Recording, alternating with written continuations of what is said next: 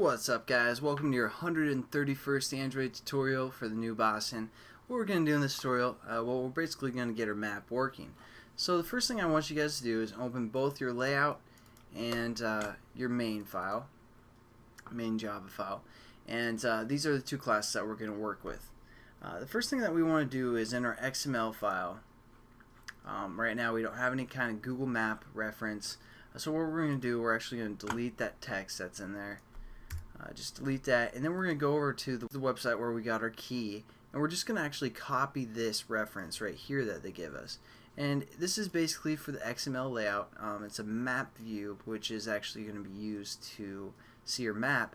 And when we change our key later, when we're actually signing our project to the market, we're going to change this reference right here, which with this code.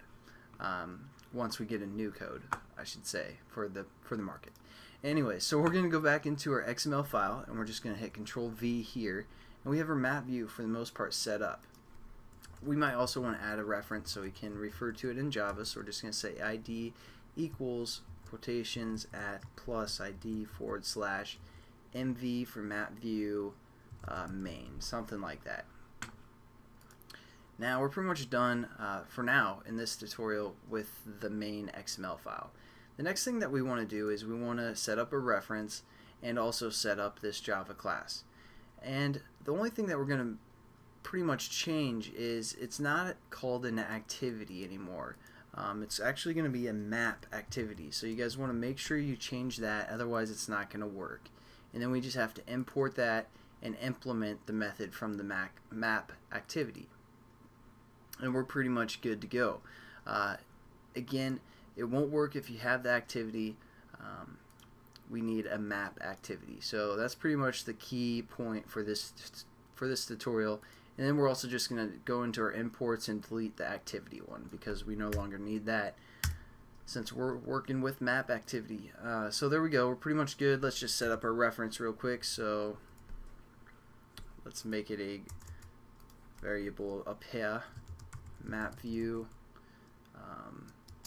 map, we're going to call it, and import map view. Nothing new again for the most part here, but we're just setting up all the good stuff. View by ID.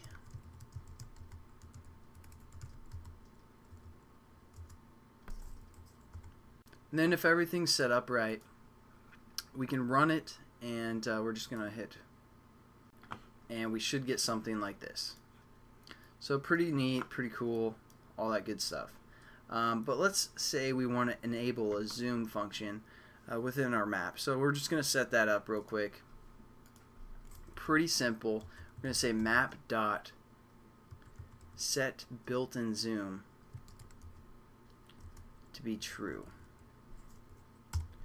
And now when we run our application again, alright, for some reason I thought when we ran it there'd be two buttons for a zoom, like zoom in and zoom out, but you know, I guess we don't. But now we have the built-in zoom available where we can, you know, scroll or use two fingers to zoom in, zoom out, all that stuff.